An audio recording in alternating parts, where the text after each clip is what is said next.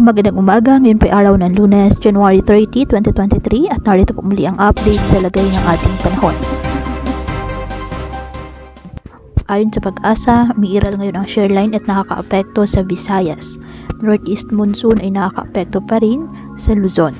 Samantala, wala naman pong binabantayan o namamataang sama ng panahon, low pressure area o bagyo sa loob po ng ating area of responsibility.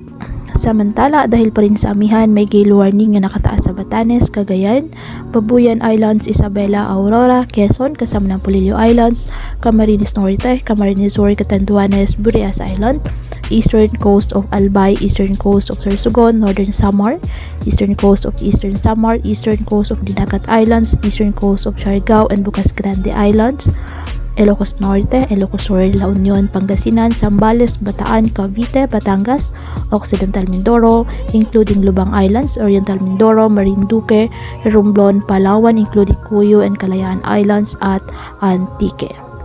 Ngayong araw, dahil sa epekto ng shoreline, asahan na maulap na kalangitan na may kalat-kalat na pag-ulan at thunderstorms sa Eastern Visayas, Central Visayas, Misamis Oriental, Caraga at Davao Oriental. Ang Cagayan Valley, Cordillera Administrative Region, Bicol Region, Aurora, Quezon, Oriental Mindoro, Marinduque at Romblon, apektado po ng northeast monsoon kung kaya asahan din na maulap na kalangitan na may mga pag-ulan o amihan. At ang Metro Manila at nalalabing bahagi ng Luzon, bahagyang maulap hanggang sa maulap na kalangitan na may mahihinang pag-ulan dahil pa rin po yan sa amihan. At ang nalalabing bahagi ng ating bansa, bahagyang maulap hanggang sa maulap na kalangitan with isolated rain showers or thunderstorms dahil naman po sa mga localized thunderstorms. Kaya patuloy pa rin po natin na nag-iingat ang ating mga kababayan sa banta po ng mga pagbaha at pagguho ng lupa at ugaliin po na magdala palagi ng payong o kahit anong panangga sa ulan sa tuwing lalabas ng ating mga tahanan. At yan po muna ang update sa lagay ng ating panahon ngayong araw.